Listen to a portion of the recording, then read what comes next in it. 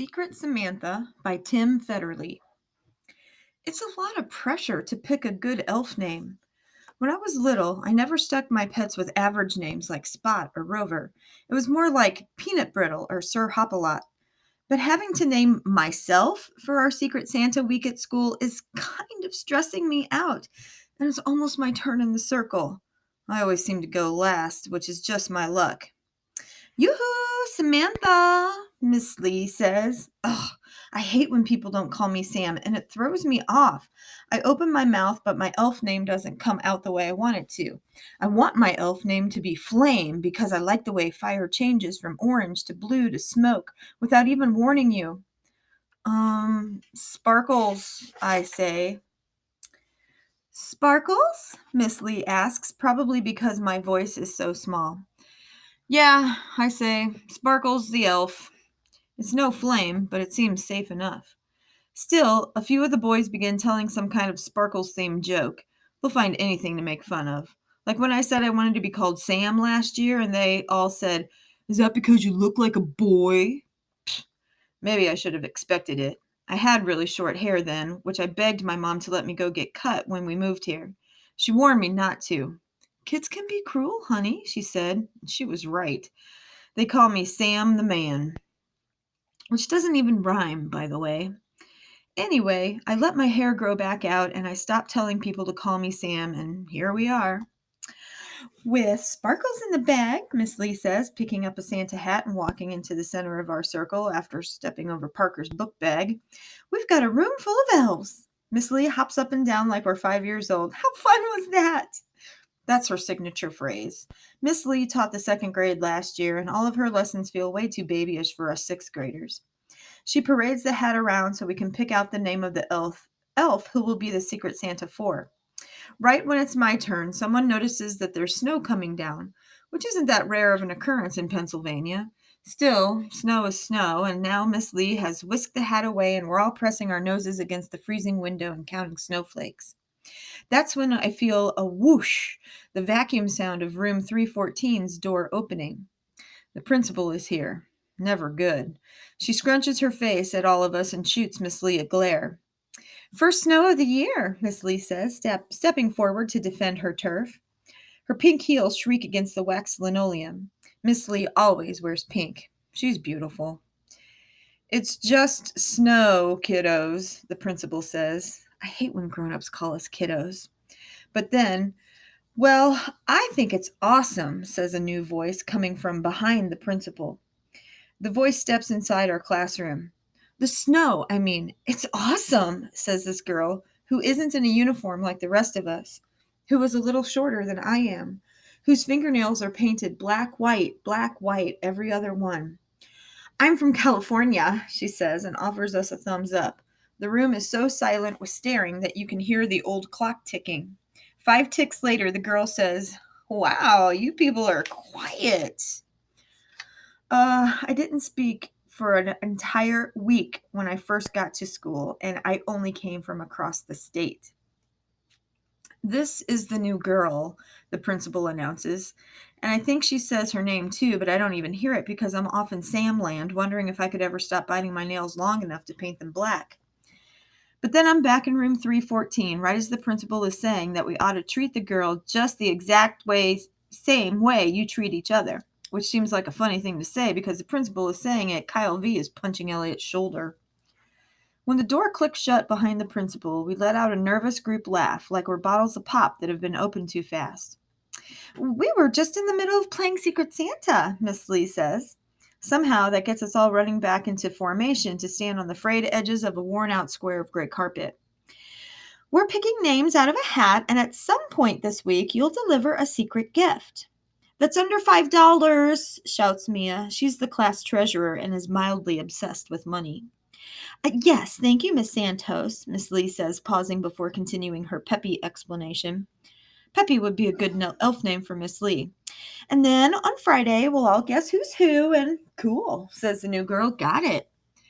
She's still staring at the snow, but I can't stop staring at her. Maybe it's because the rest of us look exactly alike. Same clothes, same haircuts, same hair colors, Almost a nothing special brown like peanut brittle, the best ferret ever. May she rest in peace. Or he rest in peace. But this girl's clothes are sun-faded. The girl's hair is dark like a good secret. She looks like the kind of person who might get a tattoo someday, like my Aunt Hannah in Ann Arbor. Oh, my goodness, I almost forgot, Miss Lee says. You have to assign yourself a cute elf name. I cringe for the new girl. This would all freak me out if it were my first day. She doesn't even blink. She's from California. For instance, Miss Lee says, Kaylee is sunshine and Kyle H is slugger and Adahya is mistletoe. So before you can play the game, I'll need you to blade, the girl says. I'm sorry. On cue, a few of the boys begin telling Blade-themed jokes, but Blade looks at them like that one blank-faced emoji that doesn't have a mouth, and they stop. Blade is my elf name. She steps farther into our circle, and I notice Blade's got on amazing military boots that are all scuffed up. Those won't be around past day one. We girls are required to wear Mary Janes.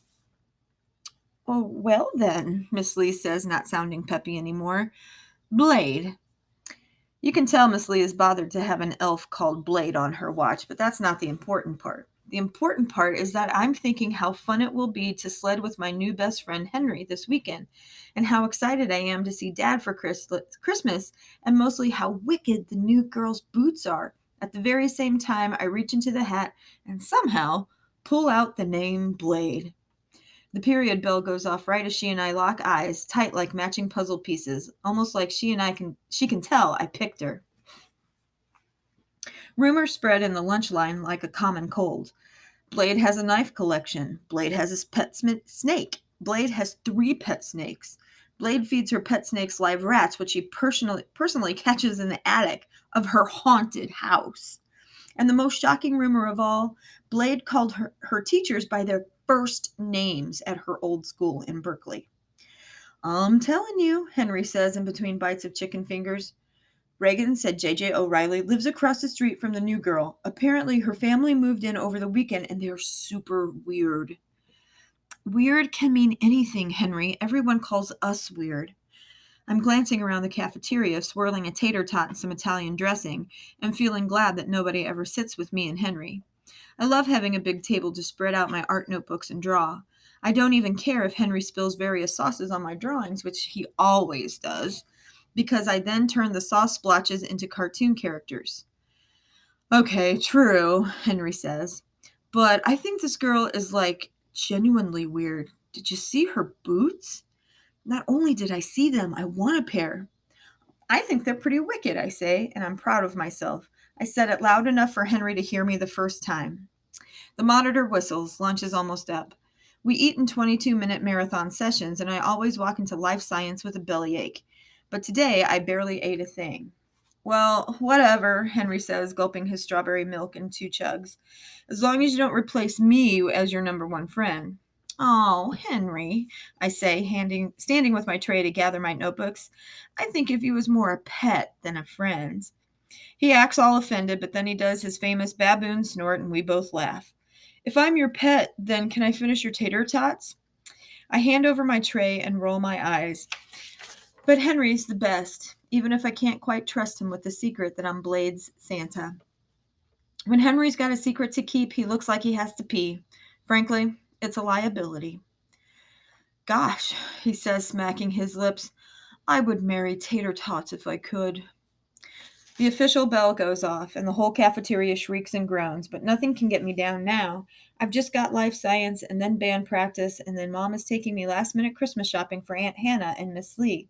And also, the new girl, who I can't seem to stop thinking about. The mall is a zoo if the zoo forgot to build cages. Half the shops are permanently closed, and the food court is a war zone. But after we pick up an Applebee's gift card for Miss Lee, Mom beelines straight for a boutique that's within the price range of our Secret Santa rules. What about this, Sammy? She says, holding up a mini makeup kit that's right by the front of this quirky pop-up shop. Mom calls me Sammy because she knows I hate Samantha.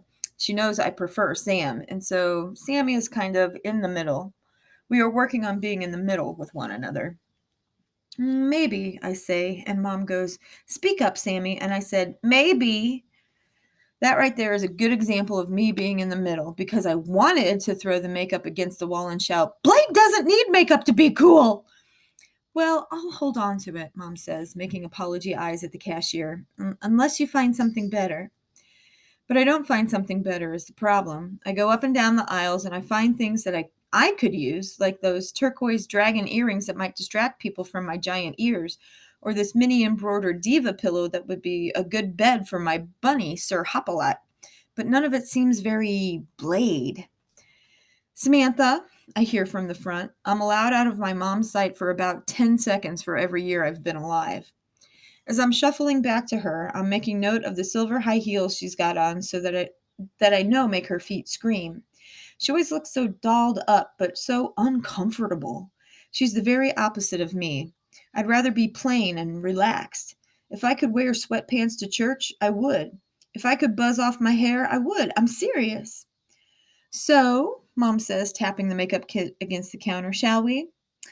But then she gets a phone call from her boyfriend. I recognize the special ring, and she hands the cashier both of her credit cards and said, one of these should work, and steps away to take Scott's call. When the cashier asks me, all ready to check out, that's the very same moment I spot these long black shoelaces dotted with gray skulls on sale in a wire basket beneath the register. These two, I whisper, sliding the shoelaces on top of the makeup kit. The lady swipes Mom's first card and hands me back the makeup and the shoelaces in a little wax paper baggie and winks at me. I stuff the bag into my pocket before Mom even realizes what I've done. Merry Christmas. The next morning, as my bus is driving into the loop outside school, I see a dirty white Jeep pull up in front of us, even though parents aren't supposed to use the front drive till after 8. Blade gets out of the Jeep because, of course, she wouldn't have the type of family that drives her to school. An amazing thing happens next, which is that Blade stands on the sidewalk and waves and blows a kiss to whoever is driving the Jeep. I stopped hugging Mom outside school about a month ago, after Quentin made fun of Taylor for kissing her mom's cheek before the autumn band concert. But Blade is just waving and waving without a care in the world. She catches me catching her, maybe because I've stood up in my seat and pulled the window down and stuck my head out, which is crazy. It's freezing. People in the bus are yelling at me to shut it. Hi, I mouth to Blade. She mouths hi back, and she's still waving, except now it's at me. I pull out my magic 8-ball keychain as a good luck charm. The whole bus ride over, I asked it if I should give Blade the makeup kit or the shoelaces, but every single time it came out hazy, like it didn't know the answer, which is nuts. It always knows. It knows the answer to everything. That's why it's magic. Later, we all enter language arts with a degree of excitement we usually save up for recess, but Miss Lee seems overcast today. She's not even wearing pink. I have bad news, she says. It's about Secret Santa. Is it canceled? Says Noelle. She's very serious about Christmas. Hello, her name. Well, it's not exactly canceled, says Miss Lee as we all gather on the rug. But it turns out I've broken some administrative rules by talking about Santa, who, of course, isn't even real. I look at Blade. She's already looking at me. She smirks like she's got something hot in her mouth. This makes me smirk too, even though I'll die if Secret Santa is ruined. Not everybody celebrates Christmas, Miss Lee says. She's digging a fingernail track up and down her black stockings. So now we're going to call our game Secret Sharers. Everybody's quiet. Jasmine's stomach gurgles so loud that Ethan high-fives her. Then it's silent in room 314 for a bit longer, and Blade, of all people, says, So, what's the bad news? Whenever Blade speaks up, my chest goes ba-boom, ba-boom. It's the weirdest thing, like an allergic reaction. Well, that was the bad news, says Miss Lee. Her eyes wander over to her beloved corkboard, which twinkles with holiday glitter. That we have to call the game Secret Sharers now. Kaylee says, as long as we're all still giving gifts, I think we're fine, Miss Lee. And Miss Lee looks so relieved, I think she's going to cry. Forget giving gifts, says Noah. I can't wait to get mine. Miss Lee stands, and so we all do, and as we head back to our desks, she says, The rules stay the same. To be clever little ninjas, you'll have to deliver your gifts with secrecy this week. Noelle calls out without even raising her or Noelle calls out without even raising her hand. You mean elves, Miss Lee? Clever little elves? Miss Lee twists a ring around her finger. We're calling you ninjas now, sweetheart. And then she grabs a stack of papers and we begin our lesson on adverbs. When I get home from school, it's more bad news. Usually, Mom has a snack set out for me on the kitchen island, but instead of baby carrots and a granola bar, it's just the skull shoelaces and a post it note that says, Call me at work. She's been going through my drawers again. I check my cell and see that a text came in, also from Mom. The text says, Call me at work. I wouldn't have minded buying you those shoelaces, Samantha, but you didn't ask, Mom says when I've got her on the phone. You've been sneaking around so much lately, and you don't even own boots. That reminds me to kick off my Mary Janes, which is the best part of every day. You stepped away to talk to Scott in the store, I say, and I wasn't thinking. It's a dangerous move to bring up Scott because Mom knows I actually like this guy. He thinks I'm an ace cartoonist. Well, next time you want something, all you have to do is say so, Mom says in her distracted voice. I can hear her clicking away on the keyboard in her real estate office. For the record, when I was in 6th grade, I definitely would have preferred eyeshadow over shoelaces, but it's a new generation, I guess. Clickety click click. I'll return whichever gift you don't give her. Okay, I said, and then Mom's cell phone rings at work, so I go, take that call, and she says, hey, love you, Sam. 5 minutes later, I've spread my art notebooks all over the kitchen table when it hits me that Mom called me Sam, which makes me grin so hard that I snag a lip on my braces and I don't even care. Priorities. I take out my freshest green marker and try to draw Blade a good homemade card to go along with her shoelaces. But my Christmas trees are lopsided and my bubble letters are a joke. Typical Tuesday. So I text Henry, want to come over for a snack? My mom made cupcakes last night. And both of his dads say it's okay. And literally only 20 minutes later, he has provided me with an accidental vanilla frosting smear across a black sheet of construction paper. It's going to make an amazing snowman. I give in and tell Henry that I'm Blade Santa. Saying her elf name out loud makes her real. It also makes my chest go ba-boom and my left thumb twitch, as if the allergic reaction is spreading. Oh, you didn't sign the card, Henry points out. His chin is a cupcake disaster zone. I write, to Blade from Guess Who, and I fold the card into an origami rabbit, my specialty, which reminds me that I have to feed Sir Hop-a-Lot, and so I do. Then Henry and I wrap the skull shoelaces in an old Calvin and Hobbes cartoon, which is a big deal. Calvin and Hobbes is my favorite. The week goes on with barely any more snow, which, boo. But one nice thing is, in homeroom on Wednesday, Abby and Reagan and Parker separately asked me to be their gift deliverer because I'm so secretive, which I didn't even know about myself. Another funny thing is, Abby got Reagan as an elf, and Reagan got Abby by coincidence. And Abby bought Reagan this lip gloss that changes color depending on your mood, and Reagan bought Abby this ring that changes color depending on your mood. Crazy, right? Wednesday, during lunch, I leave the lip gloss in Reagan's cubby, and she squeals when she finds it. And then on Wednesday afternoon, I'm alone in the back hallway by the emergency exit, and I see my next chance. I tape the mood ring to Abby's locker, but when I back away, I hear a raspy California voice say, "You are sneaky." It's Blade. I get stupid. "I'm not Abby Santa," I say, which is a catastrophe. I should be playing it cool, but I'm useless when caught. I'm just a delivery elf. Don't you mean ninja? Blade says, and I give her a huh look, and she goes, elves are outlawed around these parts, Sparkles. Ba-boom, twitch, ba-boom, twitch. I can't tell if she's making fun of me, but then she says, I'm kidding. And I giggle and pinch my elbow skin and look at anything but Blade's face. That's when I notice she's got on standard issue Mary Janes now, just like the rest of us. Aren't those the worst? I say. She looks down and looks up and says, I feel as if I'm wearing a costume. I giggle again and then silence. The period bell goes off about 1,000,000 hours later.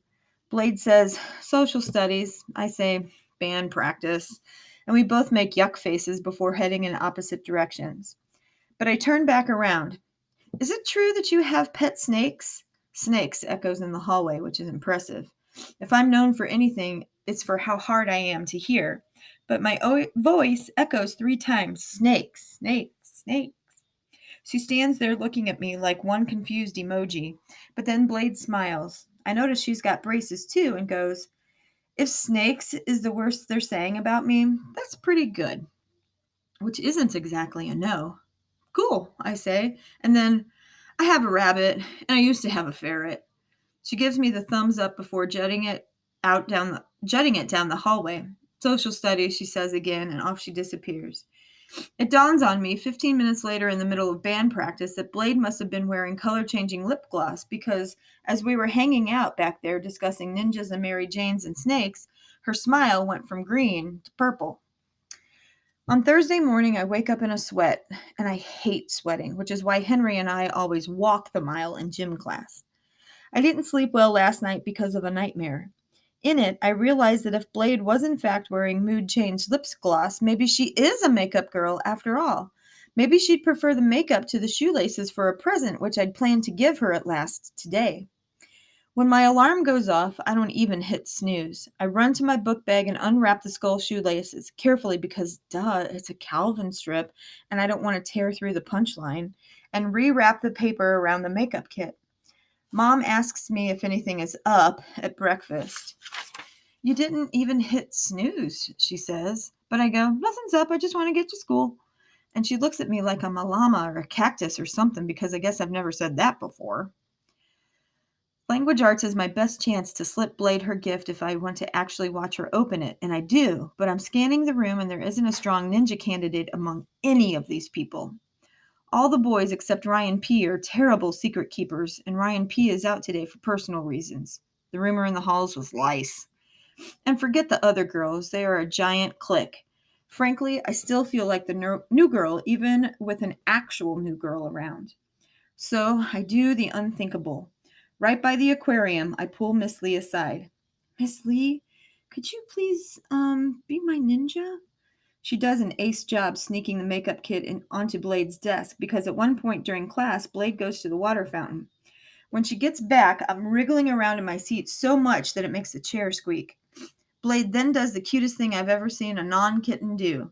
She takes my origami rabbit card and makes it hop across her desk just for herself. And then she opens the card and her forehead goes red. Then Blade picks up my gift and tears right through the Calvin cartoon. And she dangles the makeup kit in the air like it's a snake, like it's 3 scary snakes. When Blade seems to realize that the whole class is staring at her, she makes the exact same face I make every year on my birthdays, right after Mom gives me a new dress or a perfume set. Miss Lee asks us to take out our notebooks and turn to a blank page. As I fumble beneath my desk for my book bag, a gift baggie falls from the top of it. I had completely forgotten I was going to receive a present myself this week. Open it, somebody says. Inside the baggie, I discover a pink purse made of fake leather. It glimmers like a mermaid's tail. A sparkle bag for sparkles is scribbled on a sheet of crumbly yellow paper. And that's when I asked to go to the nurse's office for personal reasons, and I don't mean lice. The nurse isn't sure what to do with me, and neither am I. I feel like I'm going to sneeze, except instead of a sneeze, it's crying. My temperature is fine, so the nurse gives me a lollipop and paces. Mom comes to see me at school. At first, Sammy, why the tears? Why the tears? We have been working on me not crying so much, but as soon as I see her, I'm a goner. Nobody gets me, I say, and I hold up the pink purse as evidence. I can't stop thinking about Abby and Reagan and how they just knew that the other person would like mood-changing gifts. Basically, everyone in my class got perfectly picked presents this week, but I didn't. And neither did Blade. I saw it. I felt it, too. I know. Mom gives me a big hug. The nurse leaves us alone on the cots. We've had a couple of tough years, and you are amazing to me, Mom says. And that should make me cry harder, but it stops my tears up like a bathtub plug. I am? Yes. It's your first Christmas with Daddy and me being divorced, and you're still getting used to the new apartment, and it's been a lot for you. Frankly, it's been a lot for me, too, for us. Her phone rings, and even though Mom's eyes flicker toward her own purse, which is also pink, she reaches in and silences the call, which is 10 kinds of great. But the important part is that as she reaches into her purse, I see the skull shoelaces inside. Mom, I say, can I have those shoelaces, please? Mom looks thrown off. Well, you caught me. I was heading to the mall to find you boots. Boots? To go with the shoelaces. Oh, thank you, but they're not for me. I'm confused. I have an idea of how to make today better, I say, because that's something Mom and I used to do when I'd cry. We'd make a list of 5 ways to make it better, and usually by the third way, we'd found the way. Okay, but the idea needs the shoelaces, I say. Mom pauses for 2 seconds that feel like forever, but then she hands me the laces and kisses my sweaty bangs and says, then I guess you better take them. At lunch, I commissioned Henry to wipe Cheeto crumbs across a crisp white piece of paper that I borrowed from the librarian's printer.